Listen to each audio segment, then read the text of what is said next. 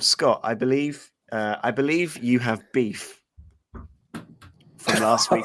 Yes, gentlemen. Oh God! Oh what? Come on! Straight in there. Wrong shape. I may have been across the other side of a body of water, and I don't mean across the Deben, but I was in the Emerald Isle, and I did listen into the podcast, and I listened to Chris's intro question, in terms of zoo animals. And I have to say the answers were very disappointing, because let's just give you some feedback on this, and I'll share my opinions with you.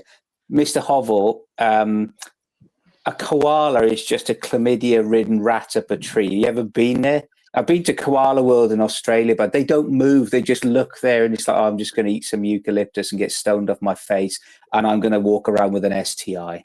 And then the other one I saw in Australia, Mr. Feeks, was the platypus, which is rather small. Never seen one move. Never seen. That could have been straight out the gift shop, put in that water the morning before. No one would know, and actually goes to the koala. So the best zoo animal has to be the polar bear, because at least if you're going to be in a zoo, you want to come face to face with someone that will rip your face off. Yeah, so we all we all love to see a teddy bear overheating and dying in front of us because it's just too hot in the UK for it. I can correct you on this because I've learned this from my recent trip to Jimmy's Farm and Wildlife Park. I learned that the average temperature that's not. I hope. No, different Jimmy. This is taking such a turn. I think you need to pause the recording at this, Chris, and go back and just take that bit of Tom, or just bleep him out. Yeah, we'll bleep that out. Different Jimmy, different kind of farm. But either way, polar bears. The average temperature in the UK is actually pretty much the same as the average temperature where the polar bears they have at this place come from. The only difference is the extremes are different, but the average temperature is actually the same. Right. I didn't know that. Yeah. However, I think I can take any criticism from anything I've said on the pod, but my choice of a platypus, we're going to have to have. Can't even say it.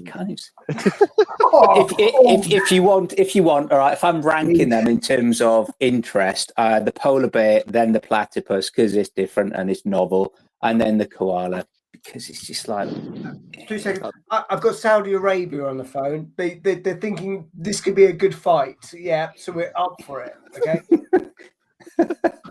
Placing all bets. I only fight through the medium of dance. You know that, Tom. I love a podcast intro where we go from chlamydia rats to Saudi Arabia funded fistfights. Jimmy, who you can't? That's going to be bleeped out. And that's it for tonight. Thank you, everyone. Yeah, that's an OD connect I never want to see. No, God, you're going to be busy on the edit for this one, Chris. Yeah, I know. I'm going to have to find that bleep again. Right, come on. Up on training. Everybody shut up. Everybody shut up. It's a knockout. This is stop. No. Everybody shut up. Play the intro.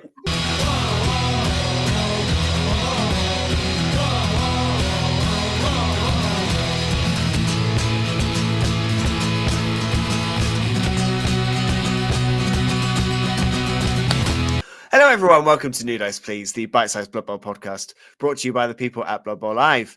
My name is Chris. Joining me this week, Mr. Scott Bryant. Scott, what's your favourite band? Favourite band of all? I don't have a particular, but I'll pick one that I really like listening to, and I'll go for Stereophonics. Lovely choice. Joining us also this week, Mr. Tom Hovel. Tom, favourite band? Radiohead. Lovely. And joining us this week, Mr. Tom Feeks. Tom, favourite band? Go with Fall Out Boy. Interesting range we've got here. I would listen to all of these. What am I going to go for? What's the flavour of the month at the minute? I mean, I'll probably just go for Queen. That's kind of the go-to if I need something to put on. So we'll go for Queen. Anyway, enough about bands. This week, what are we talking about this week? Well, something that's been suggested to us before, and I reckon a conversation lots of people have had at some point. We all know that we've talked about on a league-friendly stomp the conglomeration teams, Old World Alliance, Underworld Denizens, Chaos Renegades, those kind of things. We've talked about how much we love them and hate Old World Alliance, but we are talking this week about what would happen if GW were to decide to put together a similar team covering the undead teams that are in the game. So we thought we'd have a little play around and see what that would look like. What would we want that kind of team to be? What would the positionals? Would any of them have changed? That kind of thing. And we've put some teams together. The rules that we had were that you could pick from necromantic horror, shambling undead, vampires, and I'm missing one. Or No, am I? I think that's No, it. I'm not. Just those three. So we're just picking from those three. We're not initially including Tomb Kings. We're going GW only to start with, and we're going to see what those teams would look like. I think I want to know what Mr. Hovel has decided. First of all, I'm keen to hear because I think of all of us. I mean, I know Feeks, you've just started playing Necromantic Horror, but I know that Tom, you've played Necromantic Horror more. So you've probably got the most undead experience of the four of us. So what does your team look like? So I kind of took it on the basis of putting together, as you mentioned, like a Old World Alliance style list. Okay, so basically, out of those three, what you can take in a joint thing. Yeah. So I've given you some options here. So first and foremost, we've got our linemen. We've got two sets of linemen, okay, which are 0 to 16 players. You've got thralls and you've got zombies, okay. Now, your thralls can only be bitten by vampires, okay. You cannot use your zombies to be bitten by your vampires. Makes sense. And your thralls have got drunkard in this team. Okay. So because they are being sucked by vampires, steady there, Scott, and and also lost control of this week so quickly. you had control over it. And there's a lot of horror around, so they're a bit, oh my goodness. They've also got animosity to everyone, same as zombies. Zombies have got zombies are a little bit different. So zombies are movement 4, strength 3, edge 4, exactly the same as they are normally. They've also got AV8, so one less than what they normally are, but they've also got an added block. Okay, and they've got animosity as well. Right. Okay. Yeah. Okay. What you thinking behind the block? Or are we saving questions to the end? Just get through the roster and then we'll tear it apart. Okay. Yeah. You've got a maximum of 1 vampire thrower, maximum of 1 vampire runner. Okay. Both of which have got animosity to all. They've got the usual, so that means that they have got hypno gaze each, but they've also got bloodlust 3+, so they are slightly weaker than a normal vampire team. Okay. Which are usually 2+. Okay. You've got a wraith, but the wraith just for Scott, is there's 0 to 4 of them. Okay, so you can have 4 ghosties on your team. Movement 6, strength 3, AG 3, no passing, 9, block, foul appearance, no hands, sidestep. And they don't have animosity because they can't pass anything. You've got werewolves, so you can have a maximum of 2 werewolves. Okay.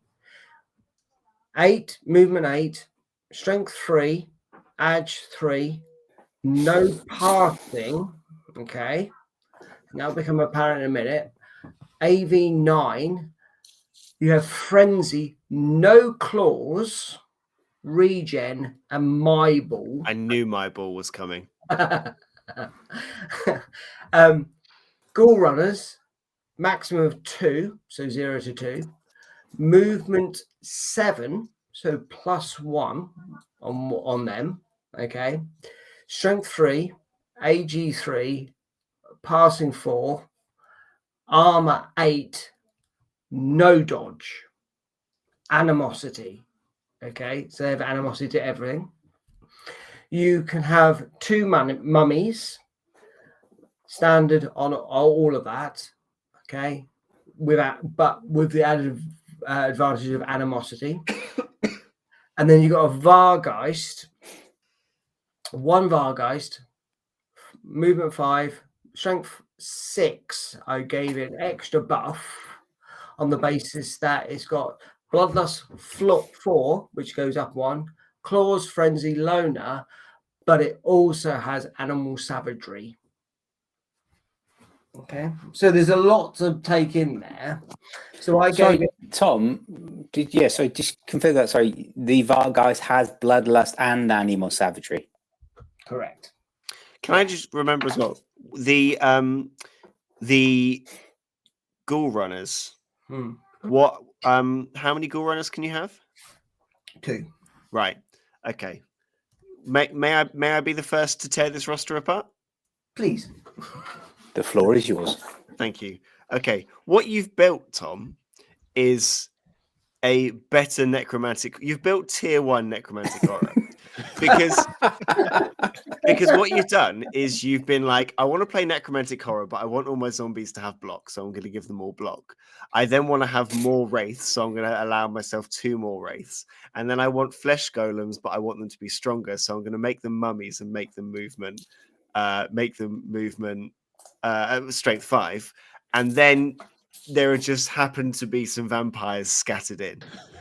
Like otherwise, it's just necromantic horror. Yeah, wonderful, isn't it? It and your problem is. No, I guess no problem there. I mean, I guess it's just tier 1 necro, isn't it? Like, yeah, I'll play your lines any day. What's your thought behind the drunkard with your thralls?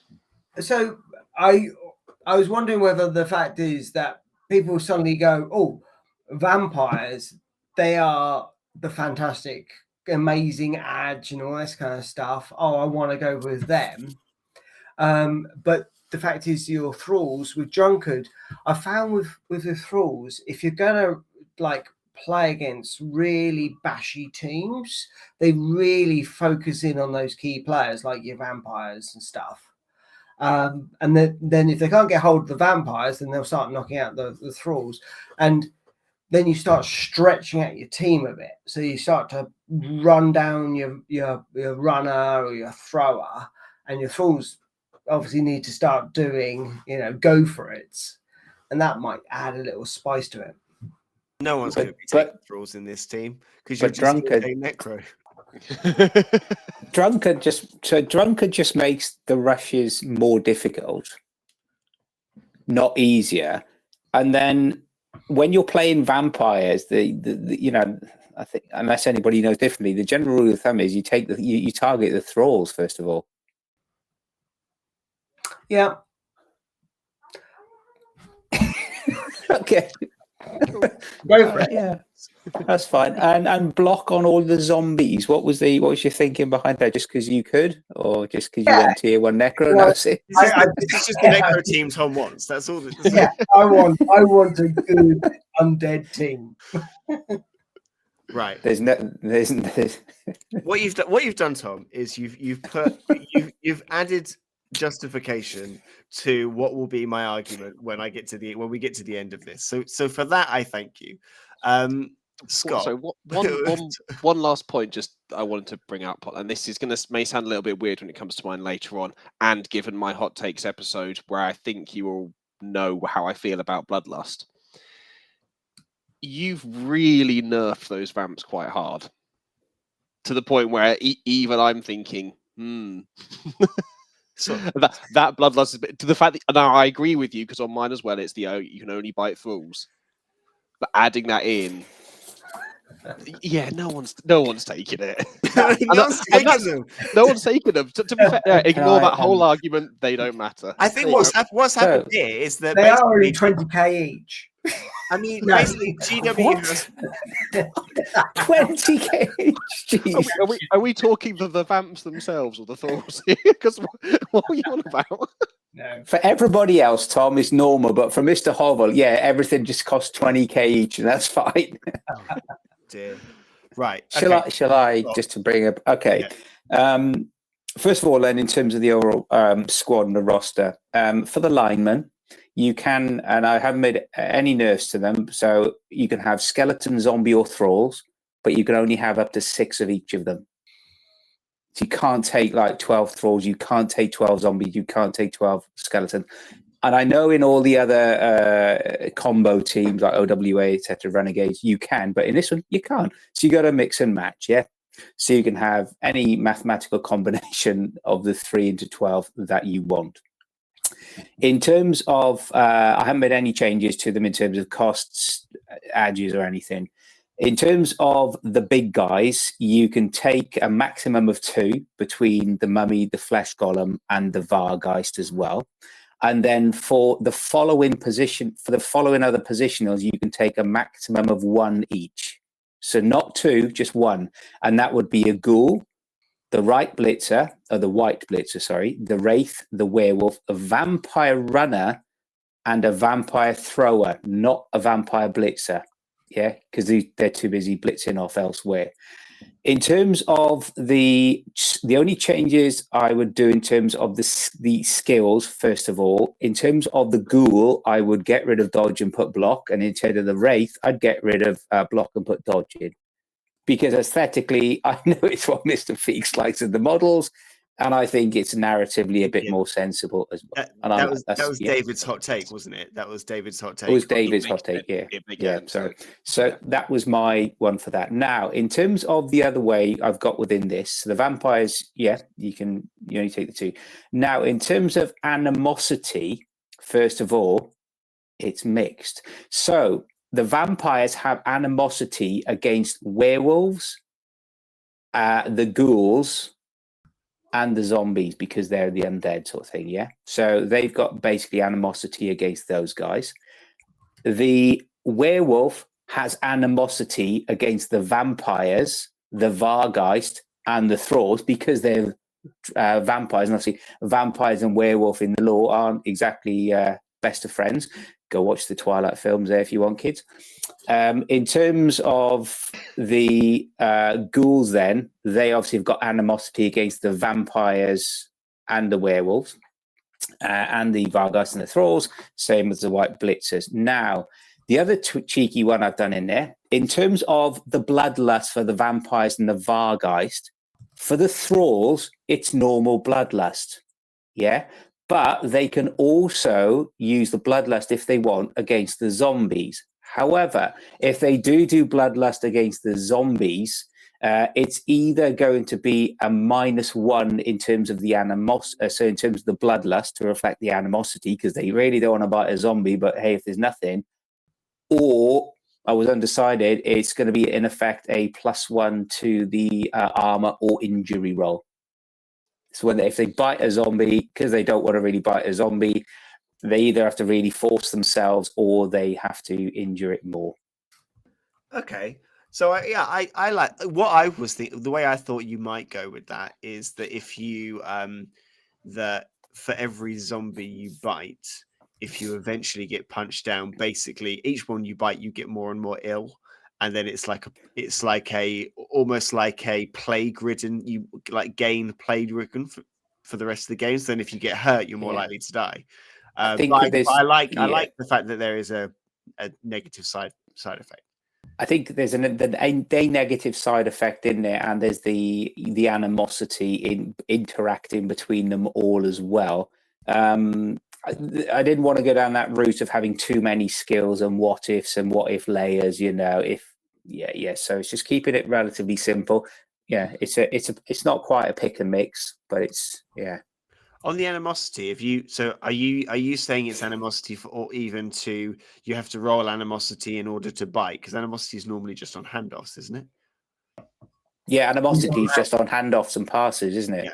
Yeah. So it's not on the bite, but if, for example, the vampire thrower, they want to bite, they can bite their thrall at normal, so that would be 2 up bloodlust. But if they want to bite a zombie, it's either going to be a 3 up bloodlust because they really don't want to bite the zombie. They're going to throw. You need to bloodlust first before you can throw it. If I'm not Then in mistaken. that case, there's a double negative trait. So they'd have to bloodlust if they're throwing, for example, to a werewolf. And if they're thrown to a werewolf, then say the vampire thrower would be a 3 up, not a 2 up. I think I'm right. Please put in the chat if I'm not. Where are you off from? Yeah, I think you're onto something, but I think you've also somehow managed to make playing vamps even more complicated than they currently are. But then my argument would be to that point, Tom, and I take that and thank you for that constructive feedback. Bullshit. And to that point, this isn't about maximizing the utility of vampires and playing the best you can with vampires. This is a mix and match in terms of, if you're like Mr. Hover, you're a pro on vampires, you're a pro on necro. It wouldn't take long for him to be a pro on undead, and you just put them together to give yourself even more of a challenge as a coach. Still better than Old World Alliance, though. Anybody's better than OWA, so yeah, that's fine.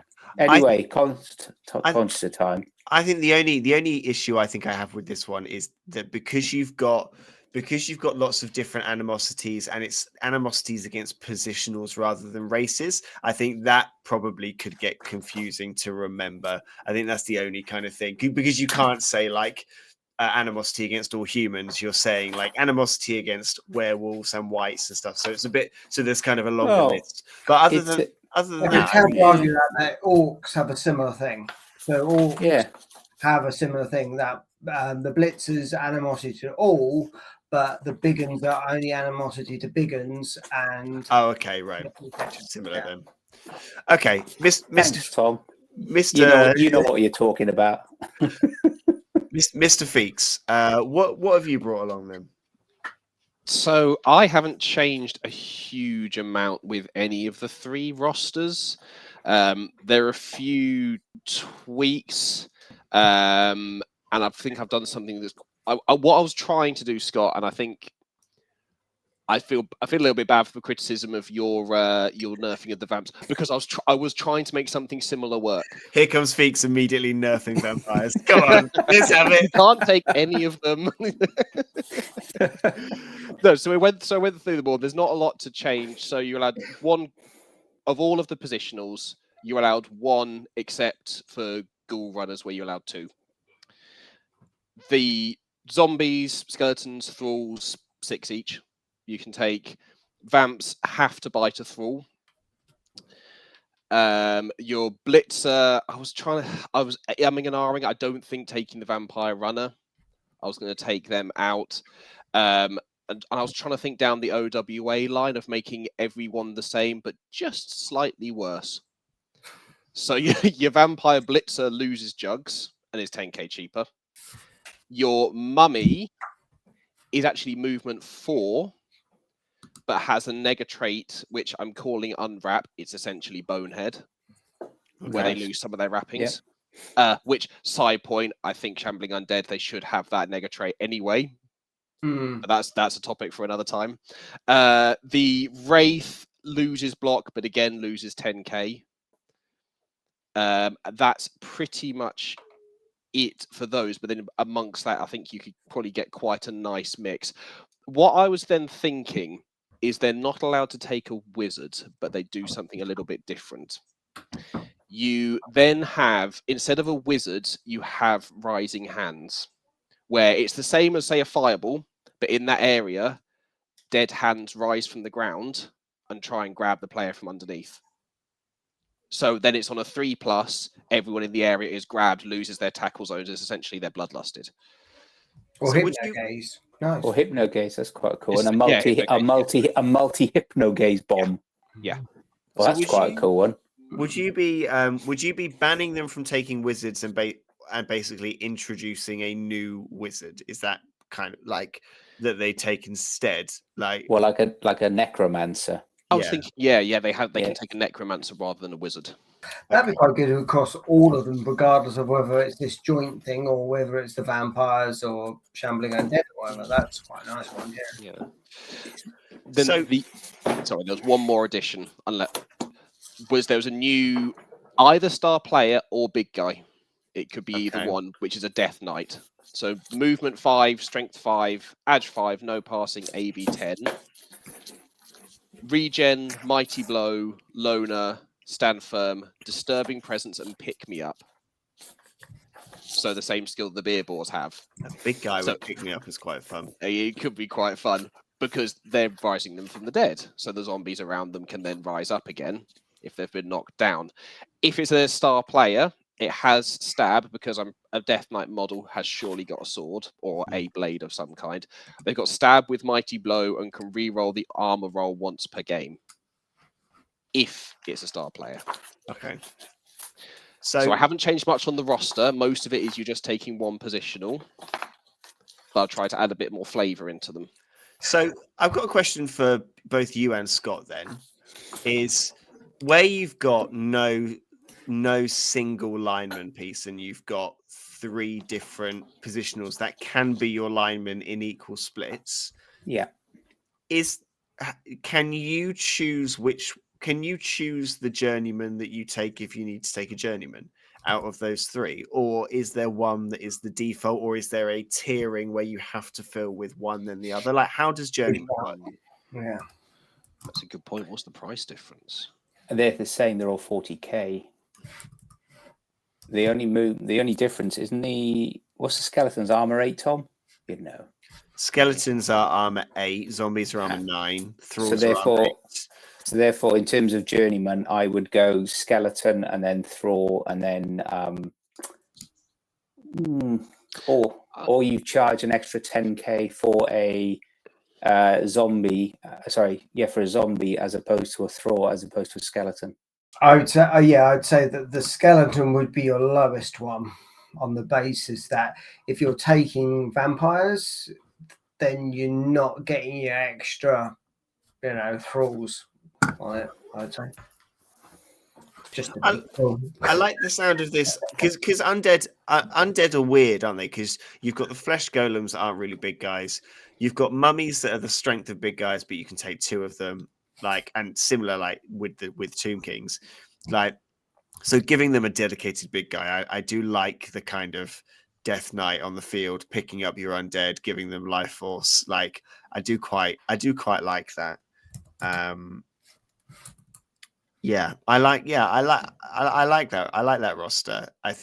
How many mummies are you allowing them to have? 2 or 1? One. Because you can then, and also within that, you can either choose to have a mummy or a Vargheist. I did have a star player for my one as well. I had a star player, a new character, but I've held them back. So let's go with yours, Chris. I think that's it. Before we do go on, there is actually a sports necrothurge who is the Sylvanian Spotlight Special Rule Wizard in the book, in the Death Zone book. Not for today, but just as a future reference, maybe for something else. Christopher, your turn. Okay. You've prepared, you're primed. So I don't think this works without new positionals. So I have created 1 new positional, and then I've kind of mirrored Underworld's kind of layout. So I am calling your linemen for me are zombies, just flat normal zombies. You've then got I'm giving a new positional, kind of similar to the way that in Underworld you get goblins and you get snotlings. I've created a new positional called bonelings, which are basically skeleton snotlings. Movement 5, strength 1, edge 3, passing 5, armor 6, stunty, titchy, dodge, and something that I've written down as explobone or bone explosion. I'm not entirely sure which of the 2, but one of the 2. I'm then giving you Feeks, keep it together. I'm then I'm so sorry. I'm just laughing at Bone Explosion. keep it together. So I'm then giving you, similar to an Underworld, how you have like Skaven, 3 Skaven. I'm giving you 3 Thralls. And then you're having 1 Vampire Thrower, which has animosity to all, but is the only player on the team with animosity. 1 Werewolf and 1 White Blitzer. Then you can have 1 Mummy, who I'm giving some additional skills to. So I'm giving the Mummy Animal Savagery as a nega trait, and I'm giving them a skill which I'm calling Bone Teammate, because they can only throw the bone. What's it called? Oh, Sorry, Chris, could come on. You're Yeah, telling me to keep it together. it's carry on Blood Bowl, isn't it? Because they can only throw bonelings, so it's only so. Of course. Oh, yeah. That's the only way that can be yeah, interpreted. yeah, Sure. Now, so this is where Bone Explosion comes in, because if the boneling lands and crash lands, then their bones scatter around from the position they land in. And then if you are in a square around, similar to a bomb, you roll a 4, 5, and 6, you're hit by the bones and you are down. That if they crash land, if the bonelings crash land, they are immediately off the pitch, because their bones scatter and they have to be gathered up afterwards. So they're immediately effectively a badly hurt cash straight away. So that's what I went for. I went for I mirrored Underworld more with the kind of setup. Yeah. And yeah, I felt I needed to put a new, I needed something different. I needed a kind of disposable, weak positional to put into that team to kind of to give it some more players, but not necessarily the strength. So just before we carry on Blood Bowl, these double entendres, I did add an extra player, which was Gremlins, which was similar to what you were saying. So Gremlins, you can only have a maximum of 5. They are movement 4, strength 1, okay, edge 3+, passing none, armor 5. So they're really, really kind of weak. They've got titchy, no hands, but they've got claws, and they're 35k. Jesus. What the hell are you building? What's the point in? That's just to mess people up. What would you ever do with that player? I know one particular Scot who would take all 5. You know it. You've got to give them Dauntless, haven't you? No, I'm not giving them Dauntless. They've got claws. So 3 dice uphill most of the day. Yeah. Just for a laugh. For a laugh. Can you Okay. chuck them? Yeah? Sorry, can you bone them is what I should say. Can you chuck them? Yes, they've got. Are They've they- got as well. Are they boneable? Oh, that's a whole different. Oh, That's- dear, that's- this is that's, bad. That's New Dice Please After Dark. Yeah. What Blood Bowl players would you? You know what? No. You know what, Tom? It's the second time in the space of 3 days that we have mentioned what Blood Bowl player would you bone. It's not happening. No, because we were talking about it on Monday after the roundup. It came up then as an After Dark topic. It's not happening. We're not doing it. End of discussion. I mean, which Yeah, elf? yeah. Obvious choice. Sorry. Yeah. Right. Also, just before you finish, I also thought of a star player, which is a headless horseman, because I thought it's thematic. Should we do missing? It sounds like we need another episode on missing star players then. Yeah. Or Tom Hovell's imagination let loose. Yeah. Right. Let's try and bring this back on track before we all just go and have a lie down and think about what we've done today. Is there any change anyone would make if Tomb Kings were allowed? Because I actually look at what I've done. I might change the mummy for a Tomb Guardian, but otherwise, I actually don't think I would make any change if you could then include Tomb Kings. Would anyone make a change to their roster if they could? Only the Tomb King, only the big guy, the Guardian, as you said. That's the only one, I think, for me. I'd add the option in, but I wouldn't replace anyone because of them. Okay. Do we think that the Underworld teams are actually overpowered if you put them together? I think this has been a completely frivolous exercise. I don't think GW will ever do this. The more I was looking at it and I was trying to build it, Thanks, I was everyone. like, Goodbye. I was looking at it. I was like, well, you've already got crossover because you've got zombies and skeletons available in different teams. They already cross over. You've got the ghoul runners already crossover between the teams. I actually don't think like combining them would gain you anything. I think you would actually you've kind of already got a pool that they've separated into these different things for different play styles. I think if you then try and merge all them together, I don't think anything works with the players that are currently available. I just don't think it works. Yeah, even if you add 1 or 2 vampires to any of the other teams, it would just be immense because you've got the agility there. So you can pick up the ball on 2 up and you're off to the races. Yeah. If you add a werewolf to Tomb Kings or you add a werewolf to Shambling and the pace and the kind of thing that gets you, I'm not sure. Well, I mean, good to know that we've just wasted 36 minutes, but hey, these things happen. Mr. Bryant, what have you got for me? I've got something very special for you. I know you have. I know you have. Okay. Dear listeners, fans, or people who are legally obliged to listen to this podcast transmission or even watch us on the mighty YouTube, we're introducing something new for you today, something which will really gauge the true level of coaching people you have on the stream with us today. So this is something which we're going to do a double header tonight. We're going to introduce a new part of the podcast. This is going to be known as Quick Fire Coach. And tonight we're pleased not just to start this section with 1 guest coach, but with 2 guest coaches because we're using Mr. Hobble as a bit of an in-house guinea pig as well. So this gentleman is going to be, you will get challenged to answer 10 bespoke questions for you.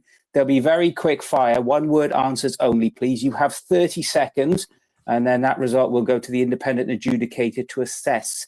Are you a true Blood Bowl hero, or are you simply that guy?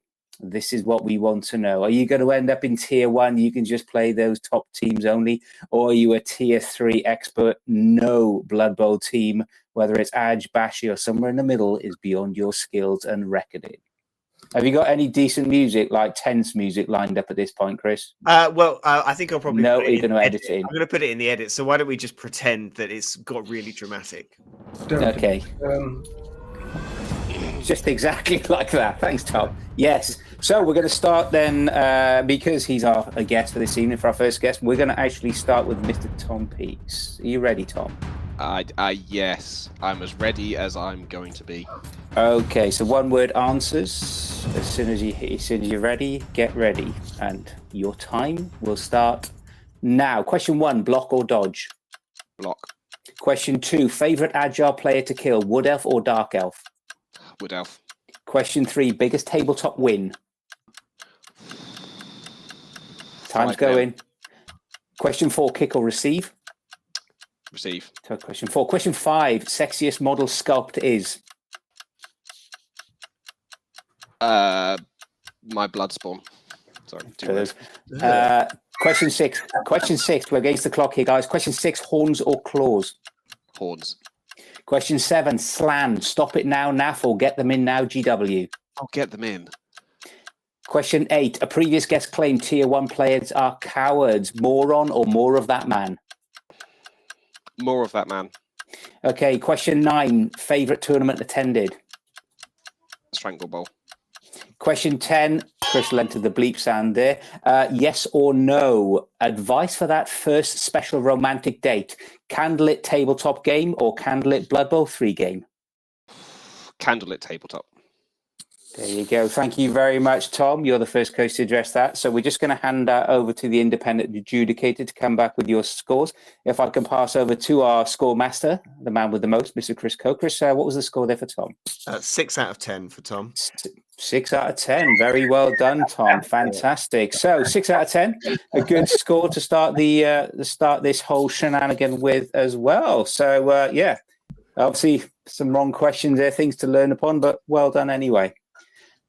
There may or may not be a prize. We don't know. We haven't got to that part of this as well. This is just sort of cultural entertainment. So not just one coach tonight, but we're going to have a double header. This is the test of the Toms, and we're going over to our very own, the original Tom, Mr. Tom Hovell.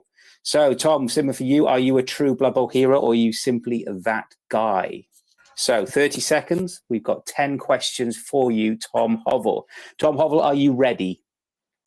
I think so. Go. Good. Your time. That's not your line. Jeez, he comes in here. Tom. Right, let's start. Question 1, block or dodge? Block.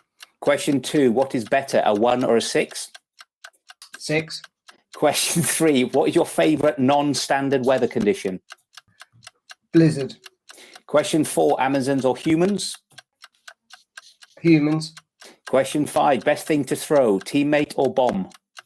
Bomb. Question 6, juggernaut or brawler? Juggernaut. Question 7, biggest tabletop loss? Oh, about 7-0. Question 8, is it okay to play grey?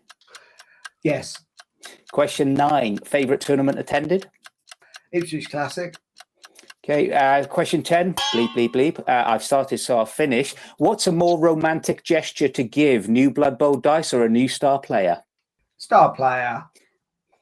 Thank you very much, Tom. Thank you very much. We'll just hand over that to the, once again, the master of all knowledge, the independent adjudicator of the stars, Mr. Chris Coe. Chris, what was the score there for Mr. Hovell? That was another 6 out of 10. Got to go a bonus point for Ipswich Classic. Yeah, you got a point for that. Don't worry. I'd love to see this scoring. Yeah. So one of those candlelit dinners we've had over Blood Bowl, Chris. You got a point for that. It's all right. You got a point there. No star players they gave you, Scott. Come on.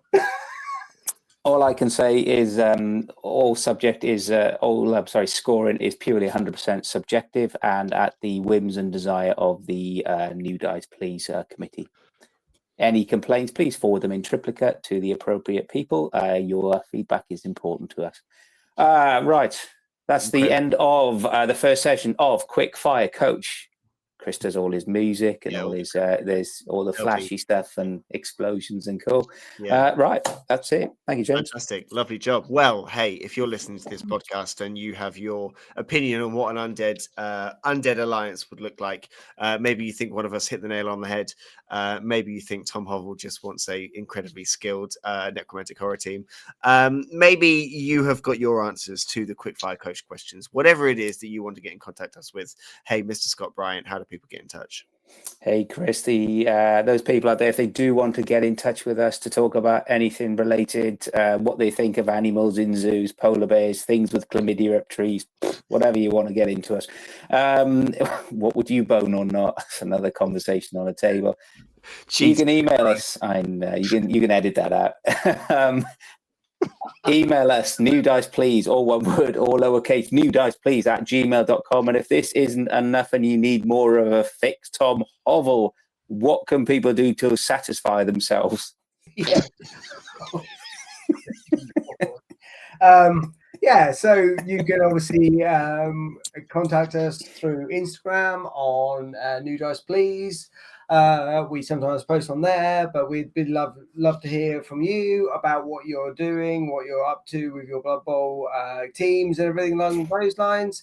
You can also get hold of us via, as Scott's just mentioned, on Gmail, New Dice Please Gmail. You can also see us on Blood Bowl Live on the YouTubes, and also, I believe if you want to, we're also available on Blue Sky. So, get in touch. Let us know what you think. You think we would have scripted all of this by now, wouldn't you? So we know what to say. Absolutely not. I mean, thank you everyone for getting to this point in what is probably our most unhinged podcast so far. Thank you, thank you very much, Mr. Scott Bryant. Thank you very much, Mr. Tom Hubble. Thank you very much, Mr. Tom Feeks. Thank you everybody for listening. We have been New Dice Please, and we'll see you next time.